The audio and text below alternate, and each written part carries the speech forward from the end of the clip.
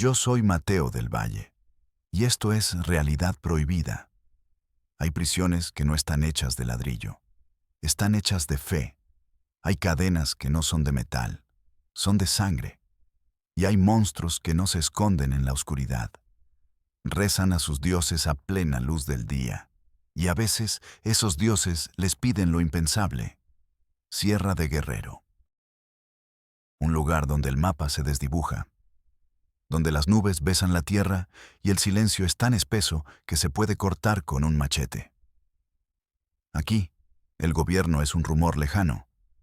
La única ley es la del monte, la del espíritu y la del chamán. La historia no empieza con un grito. Empieza con una niña. La encontraron unos leñadores al amanecer. Estaba al borde de un camino de terracería. Tirada. Inconsciente. Tenía quizás 13 años. Piel morena, cabello negro y largo, enredado con hojas secas. Estaba ardiendo en fiebre. Pero no era eso lo que asustó a los leñadores. Eran los símbolos. Tenía el cuerpo pintado con figuras extrañas, espirales en las mejillas, un sol negro en la frente. Hechos con una mezcla de ceniza y alguna otra cosa. Algo que parecía sangre seca. La llevaron al centro de salud más cercano. Una clínica rural. A 2 horas de camino. El lugar estaba a cargo de un solo hombre. Un médico pasante, recién salido de la universidad.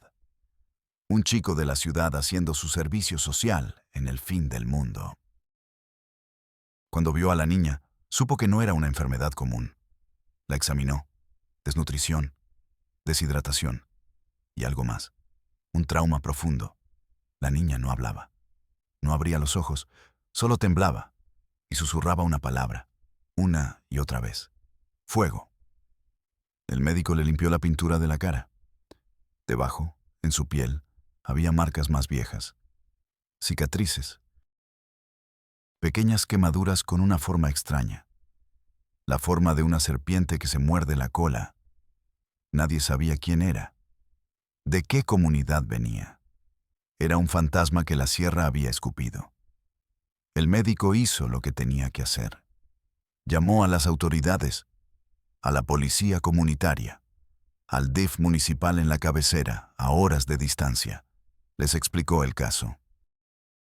La niña, la fiebre, los símbolos. Al otro lado de la línea, solo hubo un silencio largo.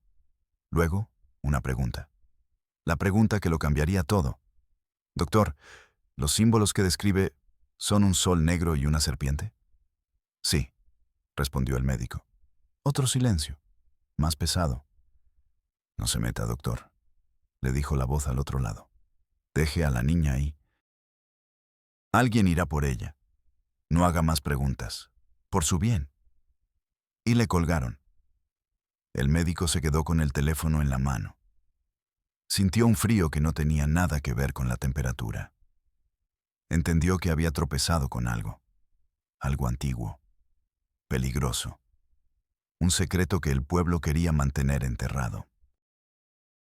Si tienes miedo de lo que se oculta en las tradiciones más oscuras, si no estás listo para ver cómo la fe puede convertirse en el arma más cruel, apaga este video. Pero si te atreves a caminar conmigo hacia el corazón de la montaña, hacia la casa del chamán, suscríbete. Porque la historia de esta niña es una puerta al infierno. Y apenas la estamos abriendo. El médico se llamaba Santiago Herrera, tenía 25 años y toda la arrogancia de la ciencia en un mundo gobernado por el mito. La advertencia telefónica resonó en su cabeza. No se meta, doctor. Por su bien. Era una amenaza velada, fría. Miró a la niña en la camilla. Su respiración era superficial. El símbolo de la serpiente en su piel parecía burlarse de él. Era un médico. Había hecho un juramento. Salvar vidas, no hacer preguntas. Pero aquí, las preguntas eran la única forma de salvarla. Salió del consultorio. La enfermera, una mujer mayor del pueblo llamada Inés, estaba barriendo el piso, con una lentitud ritual. Inés, ¿usted sabe qué significa esto?, le preguntó Santiago señalando hacia la niña. Inés no detuvo la escoba, no levantó la vista. Hay cosas que es mejor no saber, doctorcito, dijo, su voz apenas un murmullo. Cosas de la montaña, cosas antiguas. ¿De quién es hija? ¿De dónde vino? Inés se detuvo. Lo miró. Y por primera vez, Santiago vio el miedo en sus ojos. Un miedo viejo, arraigado. Nadie la reclamará, dijo ella. Es una ofrenda. La palabra quedó flotando en el aire cargado de la clínica. Ofrenda. ¿Una ofrenda a quién?, insistió Santiago. Inés negó con la cabeza. Se llevó un dedo a los labios. Shh. El gesto universal del silencio. Y siguió barriendo. Santiago sintió una frustración helada. El silencio de esa mujer era más impenetrable que la selva que los rodeaba. Por la noche, no pudo dormir. El sonido de los grillos y las ranas ya no era un arrullo. Sonaba a susurros, a secretos. La clínica, su pequeño bastión de lógica, se sentía como una isla a punto de ser devorada por un mar de superstición. A la mañana siguiente, tomó una decisión. Si el pueblo no hablaba, buscaría a los que vivían fuera de él. Los leñadores. Los encontró en el aserradero, a las afueras del pueblo. Hombres duros, con las manos callosas y la piel curtida por el sol. Cuando Santiago se acercó, dejaron de trabajar. Lo miraron con la misma hostilidad silenciosa que los demás. «Vengo por la niña que encontraron», dijo. El mayor de ellos escupió en el suelo. «Nosotros no encontramos a nadie». Mentira. «La tengo en la clínica. Está viva. Pero necesito saber de dónde vino». «Déjala donde la encontraste», dijo otro. «Si el monte la escupió, el monte se la puede tragar de nuevo». Eran como una pared. Santiago estaba a punto de irse, cuando uno de ellos, el más joven, lo tomó del brazo. Lo apartó del grupo. Sus ojos estaban llenos de pánico. «No debería estar preguntando, doctor», susurró. «Él no perdona». «¿Quién es él?», preguntó Santiago. El leñador miró hacia las montañas, hacia los picos envueltos en niebla. El guardián de la sangre, el que habla con los antiguos. El chamán. El título sonaba a leyenda, a cuento de fogata. Pero el miedo en los ojos del leñador era real. «Él cuida la pureza», continuó el joven. «Dice que la sangre de los de afuera contamina, que la sangre de su gente es sagrada, que debe mantenerse limpia». Santiago empezó a entender. Una endogamia forzada, disfrazada de misticismo. «La niña, ella es su hija», dijo el leñador. «Como lo son todos los que viven con él. Hijos, nietos, hermanos. Todos son familia. Y todos son sus prisioneros». Santiago sintió un escalofrío. La clínica, el pueblo, todo parecía de pronto parte de una secta. ¿Por qué la dejaron ahí? ¿Por qué la abandonaron? «No la abandonaron», susurró el leñador, y sus ojos se abrieron con un horror primordial. La estaban purificando. A veces, cuando los niños crecen, cuando empiezan a hacer preguntas, el guardián los purifica con fuego, para quemarles la rebeldía. A veces, la purificación sale mal. Santiago pensó en las cicatrices, en la palabra fuego. No era una ofrenda, era un castigo, un intento de asesinato. «¿Dónde vive?», preguntó. El leñador negó con la cabeza. «Nadie sabe el camino exacto, solo ellos. Pero su rancho está allá arriba». Señaló con la barbilla hacia el pico más alto, donde los buitres vuelan en círculo, donde ni los jaguares se atreven a subir. Santiago volvió a la clínica. El mundo había cambiado. Ya no era un médico tratando una fiebre. Era un hombre que había mirado al abismo. Y el abismo le había devuelto la mirada. Tomó su teléfono. Abrió la cámara. Le tomó una foto a la niña, a su rostro inconsciente, y otra a la marca en su piel, a la serpiente que se mordía la cola. No tenía un plan. Solo tenía 2 fotografías y una certeza. Tenía que sacar a esa niña de la montaña, aunque tuviera que enfrentarse al mismo diablo para hacerlo. Y sabía que no podía hacerlo solo. Ignoraría la advertencia. Iría a la cabecera municipal, a la policía, a la fiscalía, al ejército si era necesario. Les mostraría las fotos. Los obligaría a escuchar. No sabía que en las oficinas del gobierno, a veces, habitan monstruos peores que los que se esconden en la sierra. La niña despertó al tercer día. No lo hizo de golpe. Fue un despertar lento, confuso, como si emergiera de un pozo profundo y oscuro. Abrió los ojos. Unos ojos grandes, negros, que parecían haber visto demasiado. Lo primero que vio fue el techo blanco de la clínica. Un techo sin las vigas de madera ahumada de su casa. Se sentó en la camilla con un movimiento brusco. Miró a su alrededor con pánico. Sus manos buscaron los símbolos en su piel. Ya no estaban. Santiago entró en ese momento. Llevaba una taza de té de manzanilla. Cuando la vio despierta, se detuvo en la puerta. Ella lo miró. Sus ojos se llenaron de un terror absoluto. Se encogió sobre sí misma. Se hizo un ovillo en la esquina de la camilla, como un animal acorralado. «Tranquila», dijo Santiago, con la voz más suave que pudo.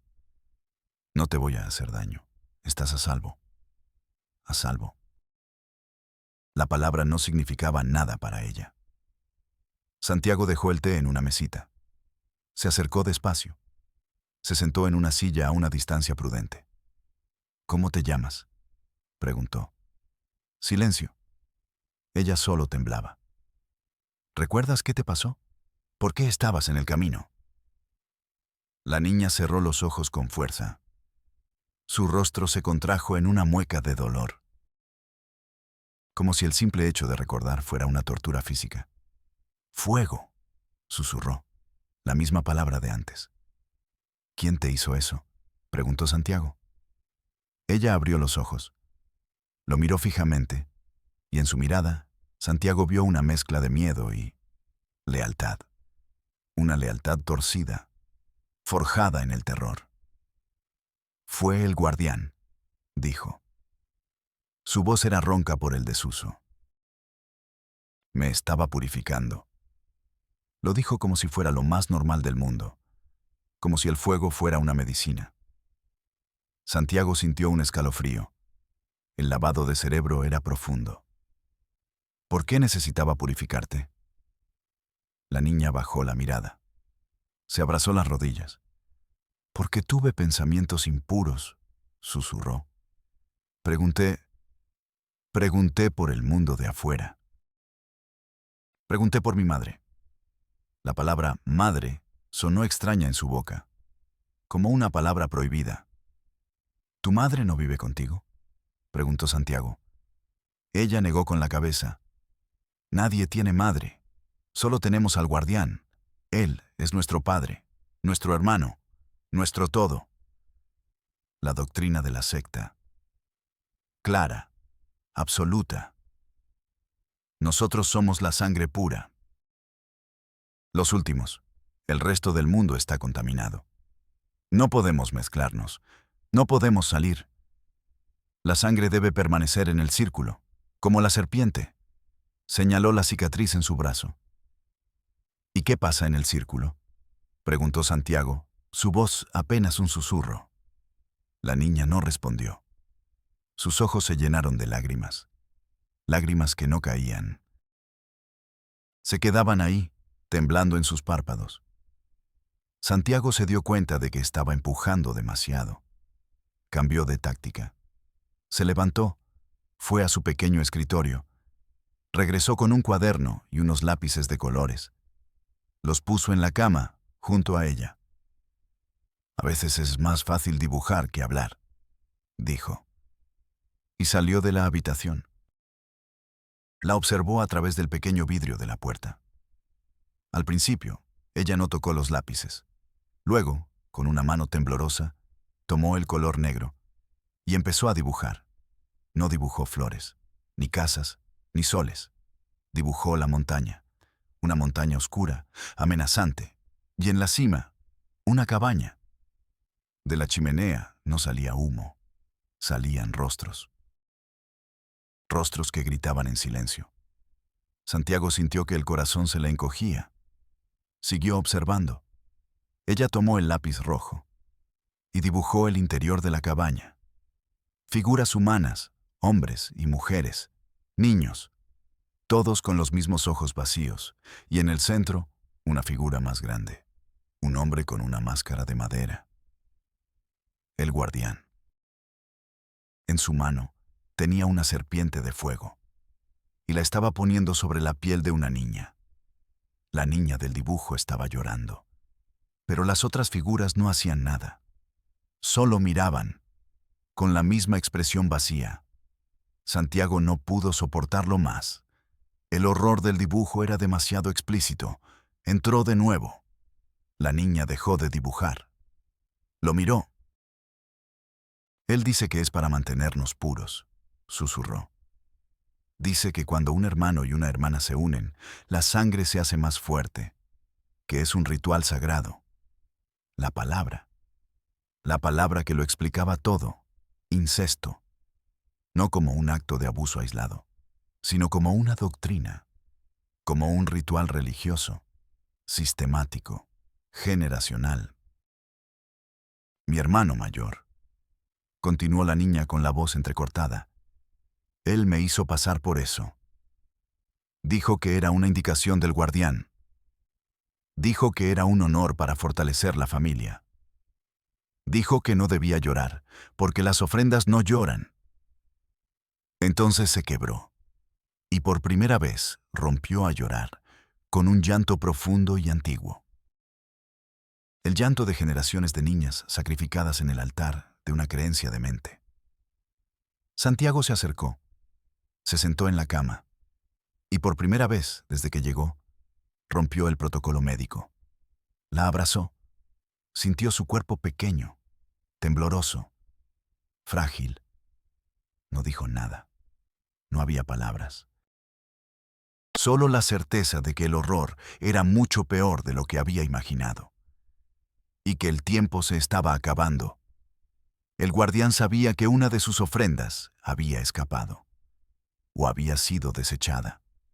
Tarde o temprano vendrían a buscarla, o a silenciarla para siempre, y a silenciarlo a él también. Sostuvo a la niña mientras lloraba. Y en su mente solo había un pensamiento. Tenía que sacarla de allí, esa misma noche. Aunque tuviera que cargarla en su espalda y correr a través de la selva. El sol se estaba poniendo, y en la Sierra de Guerrero, la noche le pertenece a los monstruos. El guardián no siempre fue el guardián. Antes era un hombre. Se llamaba Isauro. Era joven. Tenía la mirada limpia. No buscaba poder. Buscaba conocimiento. Fue aprendiz del viejo chamán del pueblo, el verdadero, el que curaba con hierbas, el que escuchaba al viento, el que respetaba la montaña. Isauro aprendió de él el equilibrio, el respeto, la conexión, no la dominación. Tenía una familia, una esposa, 2 hijos pequeños. Reía, soñaba. Era un hombre. Pero el mundo de afuera llegó, como una plaga silenciosa. No llegó con armas, llegó con una enfermedad, Una gripe que los de la ciudad curaban con pastillas. En la sierra, fue una sentencia de muerte. La enfermedad le arrebató a su esposa. Se llevó a su hijo mayor. Isauro los vio morir. Lentamente. Los remedios del viejo chamán no sirvieron. Las plegarias a la montaña no fueron escuchadas. El día que los enterró, algo se rompió dentro de él. El dolor se convirtió en rabia. La rabia se convirtió en una idea. Una idea simple, venenosa. El mal vino de afuera. El mundo moderno era el veneno. Su gente se estaba extinguiendo, contaminando. El viejo chamán murió poco después. De tristeza, decían. Isauro se quedó solo, con el conocimiento de las plantas, con el lenguaje de los símbolos y con el veneno en su corazón.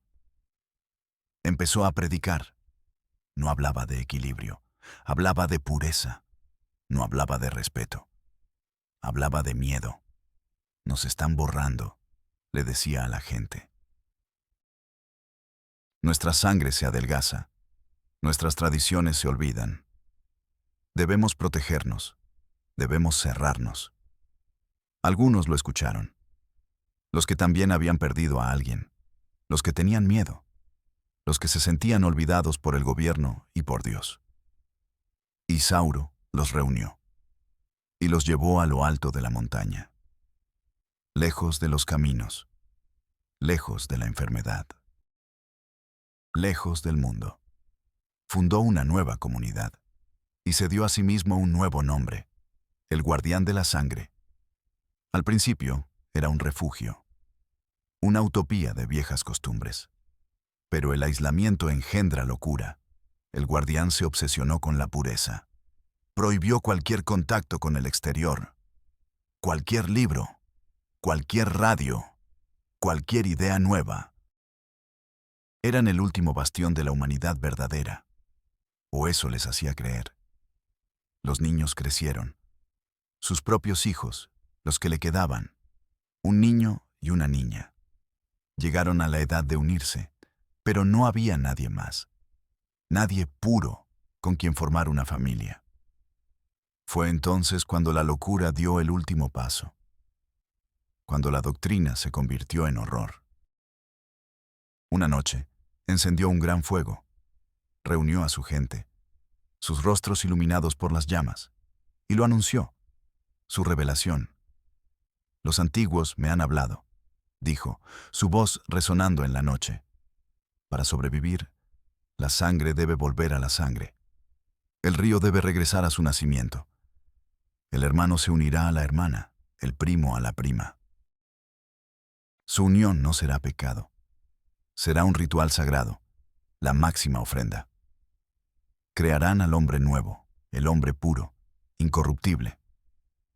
Hubo un silencio de horror y confusión, pero lo dijo con tal certeza, con tal fe fanática, que la gente le creyó. El miedo es un terreno fértil para las ideas más monstruosas. El primer ritual fue con sus propios hijos, la niña que años después dibujaría jaulas, y su hermano los obligó, frente a toda la comunidad, como un sacrificio, como una prueba de fe. No fue un acto de lujuria, fue un acto de poder absoluto. La demostración de que su voluntad estaba por encima de cualquier ley, humana o divina. Esa noche nacieron los símbolos, el sol negro, para cegar al mundo exterior, la serpiente que se muerde la cola, el círculo de la sangre, la cadena eterna, la prisión perfecta. La niña que encontraron los leñadores no era la primera, era solo la última pieza de un rompecabezas de horror, armado pacientemente durante años. En el corazón de la montaña, a la vista de todos, y en el silencio de todos, Santiago no esperó al amanecer. Envolvió a la niña en una manta, la subió a la parte de atrás de su vieja camioneta y condujo toda la noche por caminos que no conocía, guiado por la luna y por el miedo. Cada sombra parecía una amenaza. Cada ruido del motor, un presagio de desastre. Llegó a la cabecera municipal al amanecer. Una ciudad pequeña, polvorienta, que despertaba con una lentitud perezosa. No fue a un hospital. Fue directo a la comandancia de la policía municipal. Un edificio de una planta, con la pintura descarapelada. El oficial de guardia estaba dormido sobre su escritorio. Santiago lo despertó. Le contó la historia a borbotones. La niña, el chamán, los símbolos, el incesto ritual. El policía lo miró con ojos somnolientos y vacíos. «A ver, doctorcito», dijo, bostezando. Más despacio. «¿Me dice que un brujo de la sierra tiene una secta?» La palabra brujo banalizaba el horror. Lo convertía en un chiste. «No es un brujo, es un criminal. Y tengo a una de sus víctimas en mi camioneta». El policía se asomó por la ventana. Vio a la niña, acurrucada en el asiento trasero. Suspiró. «Mire, doctor, esos asuntos de la Santiago no esperó al amanecer». Envolvió a la niña en una manta. La subió a la parte de atrás de su vieja camioneta y condujo. Condujo toda la noche por caminos que no conocía, guiado por la luna y por el miedo. Cada sombra parecía una amenaza, cada ruido del motor un presagio de desastre. Llegó a la cabecera municipal al amanecer. Una ciudad pequeña, polvorienta, que despertaba con una lentitud perezosa. No fue a un hospital. Fue directo a la comandancia de la policía municipal. Un edificio de una planta, con la pintura descarapelada. El oficial de guardia estaba dormido sobre su escritorio. Santiago lo despertó. Le contó la historia a borbotones. La niña, el chamán, los símbolos, el incesto ritual. El policía lo miró con ojos somnolientos y vacíos. «A ver, doctorcito», dijo, bostezando. «Más despacio. ¿Me dice que un brujo de la sierra tiene una secta?» La palabra brujo banalizaba el horror. Lo convertía en un chiste. «No es un brujo, es un criminal. Y tengo a una de sus víctimas en mi camioneta». El policía se asomó por la ventana. Vio a la niña, acurrucada en el asiento trasero. Suspiró. «Mire, doctor, esos asuntos de la sierra son complicados. Tienen sus propios usos y costumbres. Si nos metemos, al rato tenemos a toda la comunidad aquí, protestando. Es un problema político. El miedo, no al chamán, al papeleo, al conflicto». «Esto no son usos y costumbres», replicó Santiago, sintiendo una oleada de ira. «Es secuestro, es violación, es tortura». «Puede ser», dijo el oficial, encogiéndose de hombros. «Pero para probarlo se necesita un proceso. Esto no nos toca a nosotros. Vaya al Ministerio Público. Ellos son los indicados. Lléveles a la niña». Fue la primera puerta cerrada en la cara. Santiago sintió el sabor metálico del fracaso en la boca. El aire de la comandancia olía a café viejo y a cobardía. La luz amarillenta hacía que todo pareciera sucio, gastado. Tomó a la niña y fue al Ministerio Público. Un edificio de gobierno, frío, impersonal. Esperó 2 horas en una sala con sillas de plástico naranja. La niña temblaba a su lado. Finalmente, los recibió una fiscal, la licenciada Robles. Una mujer de traje sastre impecable y mirada calculadora. Escuchó la historia de Santiago sin interrumpir. Miró las fotos en el teléfono. Miró a la niña. Su rostro no mostraba compasión. Mostraba fastidio. «Doctor Herrera», comenzó, su voz tan fría como el mármol de su escritorio. «Usted no es familiar directo. No puede poner una denuncia en nombre de la menor. Legalmente no es nadie». «Soy el médico que la salvó», dijo Santiago incrédulo. «Usted es un ciudadano que encontró a una menor en la calle. Punto». La niña está traumatizada. Su testimonio en este estado no tiene validez jurídica. Podría estar inventando todo. Santiago señaló el dibujo que la niña había hecho. La cabaña. Los rostros gritando. ¿Y esto? ¿También es una invención? La fiscal ni siquiera lo miró. Puede ser un producto de su fiebre, de su desnutrición. Necesitamos pruebas contundentes. ¿Qué prueba más contundente quiere que una niña torturada? Gritó Santiago. La fiscal no se inmutó. Quiero peritajes, exámenes médicos forenses para probar el abuso, exámenes psicológicos para determinar su estado mental. Un proceso que puede tardar meses. Se reclinó en su silla. Además, esa comunidad se rige por sus propias leyes. Meterse ahí sin una orden judicial sólida es peligroso, para mis agentes y para usted. Entonces, ¿qué hacemos?, preguntó Santiago, desesperado. La fiscal abrió un cajón, sacó un fajo de papeles.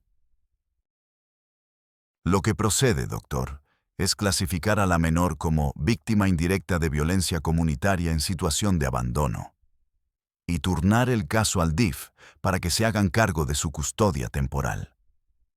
Le tendió los papeles a Santiago. Llene el formato 2B. Solicitud de intervención de asistencia social. Ellos se encargarán. El sistema no buscaba justicia. Buscaba ordenar el horror en carpetas, clasificarlo, archivarlo hasta que fuera olvidado. Santiago se sintió mareado. Las paredes de la oficina parecían acercarse. El suave tecleo de la computadora de la fiscal era como un martillo golpeando su cráneo. Salió de allí sin tomar los papeles. Llevó a la niña al DIF, su última esperanza. El director del DIF era un hombre amable, de voz suave. Escuchó la historia con genuina preocupación, pero sus manos estaban atadas. Doctor, lo entiendo, pero no tenemos los recursos, dijo con una tristeza sincera. No tengo personal para enviar a la sierra. No tengo un refugio especializado para un trauma de este tipo. Solo tengo el albergue general. El albergue, un lugar sobrepoblado, con niños de la calle, pequeños delincuentes, víctimas de todo tipo de violencia. Un infierno para una niña como ella. La devorarían viva ahí dentro, dijo Santiago. Lo sé, admitió el director. Pero es eso, o la calle, o devolverla. La palabra quedó flotando en el aire. En ese momento, el teléfono del director sonó. Era de la comandancia de la policía. La cara del director cambió mientras escuchaba. Palideció. Colgó el teléfono. Miró a Santiago. Sus ojos estaban llenos de un nuevo tipo de miedo. Doctor, ¿qué hizo usted? ¿De qué habla? Esa llamada era el presidente municipal. El guardián se comunicó con él. Dice que usted secuestró a su hija, que la comunidad está furiosa, que si la niña no regresa para el anochecer, van a bajar de la montaña y van a quemar el pueblo.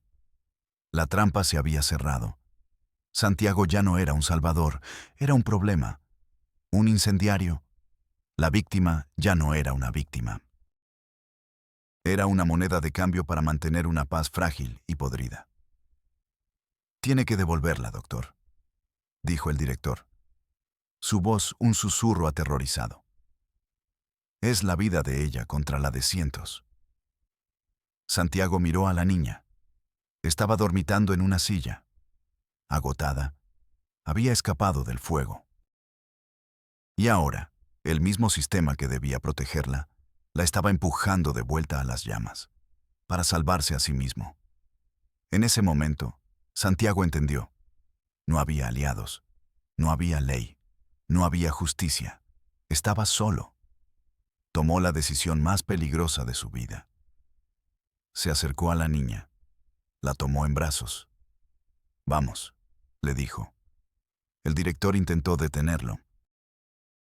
«Doctor, no lo haga. Lo van a casar. Lo van a acusar de secuestro». Santiago no se detuvo. Caminó hacia la salida. No sabía a dónde iría. No sabía cómo sobreviviría.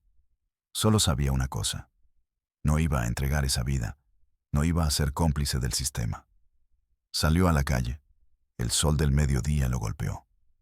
Abrazó a la niña con más fuerza y empezó a correr. Santiago corrió. No sabía a dónde. Solo sabía que tenía que alejarse del pueblo. Lejos de la policía, del DIF, de los ojos de los hombres del guardián. Llegó a la central de autobuses. Un lugar caótico, lleno de gente que iba y venía. El lugar perfecto para desaparecer. Compró 2 boletos para el primer autobús que saliera. No importaba el destino. Ciudad de México. Se sentaron en la parte de atrás. La niña, que se llamaba Citlali, se durmió en su hombro. Agotada, Santiago miraba por la ventana. Cada coche que pasaba parecía una patrulla. Cada mirada, una acusación. El viaje fue una tortura de 8 horas. Llegaron a la ciudad. Un monstruo de concreto y ruido. Santiago no conocía a nadie. No tenía a dónde ir. El dinero que llevaba era poco. Alquiló un cuarto en un hotel barato del centro.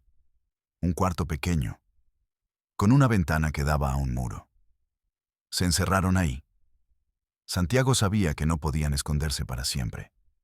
Necesitaba ayuda. Pero había aprendido la lección. No podía confiar en las instituciones. Hizo lo único que se le ocurrió. Llamó al periódico más grande del país. Consiguió el contacto de una reportera de investigación. Le contó todo por teléfono. La historia sonaba tan increíble, tan monstruosa, que la reportera dudó. Pero había algo en la voz de Santiago.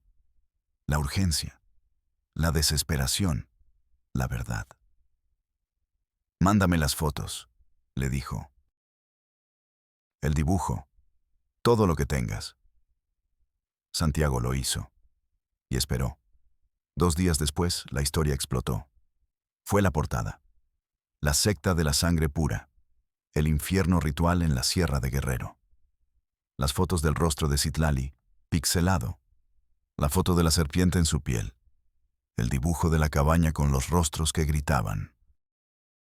La historia era una bomba nuclear. El gobierno de Guerrero tuvo que reaccionar. El presidente, el fiscal. Todos salieron a declarar. Se investigará. Caerá todo el peso de la ley. Las mismas palabras de siempre. Pero esta vez, la presión mediática era demasiado grande. Enviaron al ejército a la montaña, no a la policía local, al ejército. Rodearon el rancho del guardián. Entraron al amanecer. No hubo resistencia.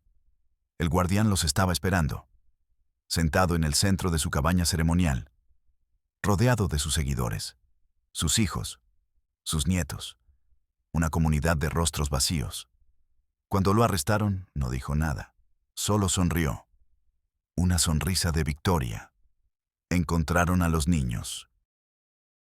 Decenas de ellos, desnutridos, asustados, con los mismos símbolos pintados en la piel, con las mismas cicatrices.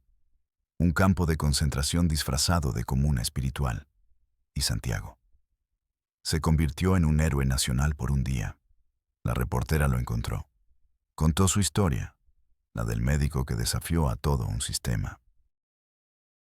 Pero el sistema siempre se venga. La Fiscalía de Guerrero giró una orden de aprehensión en su contra. Por secuestro. Por ejercicio indebido de la medicina. Por interferir en una investigación. Tuvo que esconderse. Con la ayuda de la periodista y una organización de derechos humanos, luchó contra los cargos. El proceso duró 1 año. 1 año de infiernos legales. Al final, fue absuelto. Pero nunca pudo volver a ejercer la medicina. Su licencia fue revocada. Salvó una vida y le costó su carrera y Citlali. Fue ingresada en un programa especial para víctimas de sectas. Aprendió a leer, a escribir. Aprendió que el mundo no era un lugar contaminado. Aprendió que el amor no era un ritual doloroso. El proceso fue largo, lleno de pesadillas, de retrocesos. Un día, Santiago fue a visitarla.